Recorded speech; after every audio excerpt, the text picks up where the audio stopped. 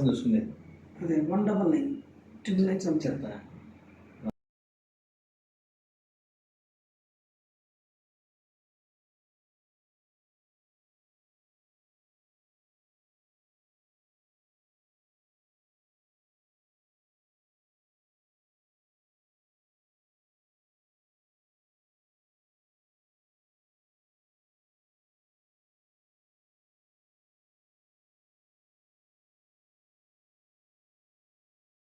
నా పేరు doctor Amaravati, director of doctor care, head of department doctor skin.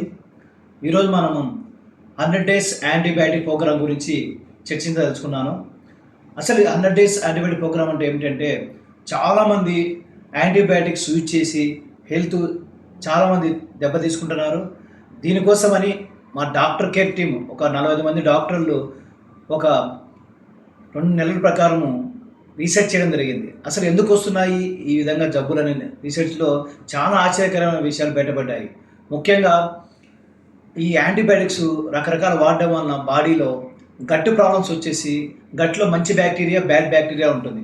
మంచి బ్యాక్టీరియాని దెబ్బతీస్తామంటే antibiotics ఫ్రీక్వెంట్గా వలన మంచి బ్యాక్టీరియా దెబ్బతీయడంతో చెడు బ్యాక్టీరియా పెరిగిపోయి మనకు బాడీలో కొన్ని మార్పులు వస్తాయి. అంటే లీకీ గట్ అయ్యి చాలా వరకు సమస్యలకు అది కారణమవుతుంది. అందువల్ల మనం యాంటీబయాటిక్స్ అనేది చాలా తక్కువగా వాడాలన్నమాట. ముఖ్యంగా ఇప్పుడు ఏం జరుగుతుందంటే, సొసైటీలో గల్లీకి ఒక 100 మెడికల్ షాపులు ఉన్నాయి.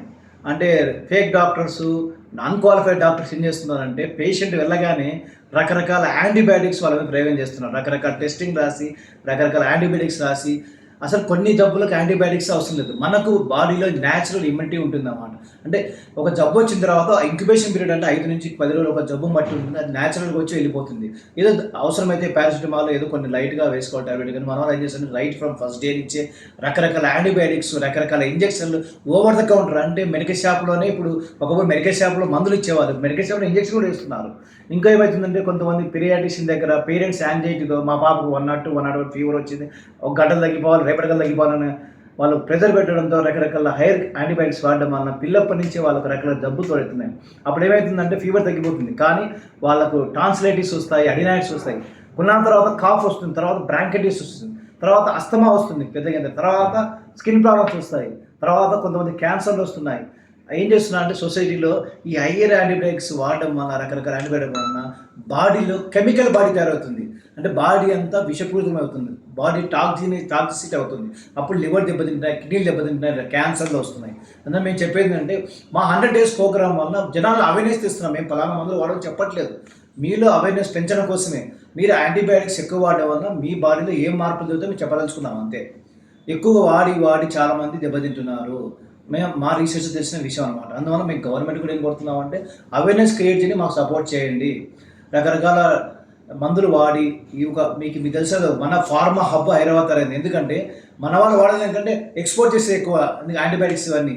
ఇది ఒక పెద్ద కమర్షియల్ ఇండస్ట్రీ అన్నమాట యాంటీబయాటిక్స్ వాడడం అనేది. దీన్ని మనము జనాలను దెబ్బతింటున్నారు, మనం జనాల్లో అవేర్నెస్ పెంచుతున్నాం అంతే.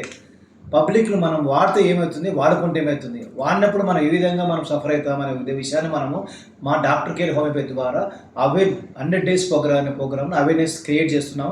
త్వరలో కాలేజీల ద్వారా, స్కూళ్ళ ద్వారా మేము దాన్ని అందరికీ ప్రజల్లోకి తీసుకెళ్తాము.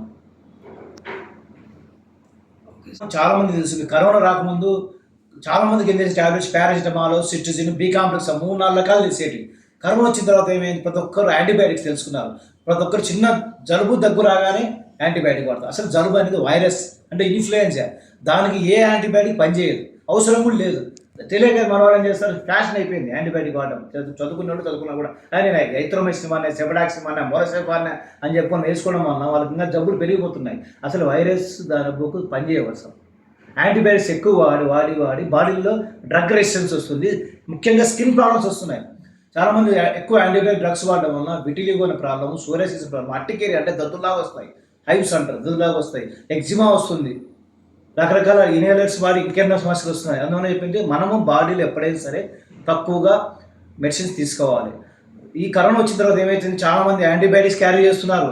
ఒక బ్యాగులు చూసి ఒకరి ఇంట్లో చిన్న మెడికల్ షాపులు ఉన్నాయి, చిన్న ఇళ్లలో ఎప్పుడు మాత్రలని, యాంటీబయాటిక్లని, యాంటీ అలర్జీస్ అని, జండు బాములని, ఇన్ని రకాల మందులు వాడుతున్నారంటే ప్రపంచంలో ఇండియాలో మందులు ఎవరు వాడరు. మనం మన దగ్గర బ్యాన్ చేసి అమెరికాలో అయితే మన దగ్గర ఉండే మందులు 150 రకాలు బ్యాన్ చేశారు, కానీ మన ఇండియాలో అవి రన్నింగ్ అవుతూనే ఉన్నాయి. ఎందుకు బ్యాన్ చేసిన వాళ్ళు దాని సైడ్ ఎఫెక్ట్స్ తెలుసు కాబట్టి. అసలు ఫారిన్ కంట్రీస్లో యాంటీబయాటిక్స్ ఎవరు ప్రిస్క్రైబ్ చేయరు, ఎక్కువ అనవసరం వాడరు, అసలు ఓవర్ ద కౌంటర్ కూడా ఇవ్వరు. మన వాళ్ళు ఏం చేస్తున్నారు, పోవడం కౌంటర్లు తీసుకోవడం వేసుకోవడం, అప్పుడు తగ్గించుకుంటాం, దాని తర్వాత పెద్ద జబ్బులు వస్తాయి, అది తెలియదు ఎవరికి.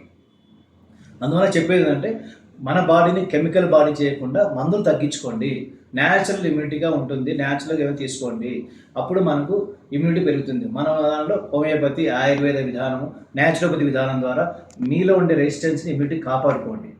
రకరకాల మందులు వాడి మీ బాడీని జబ్బులు గురి చేసుకోండి, ఇది మేము చెప్పేది. Okay, thank you.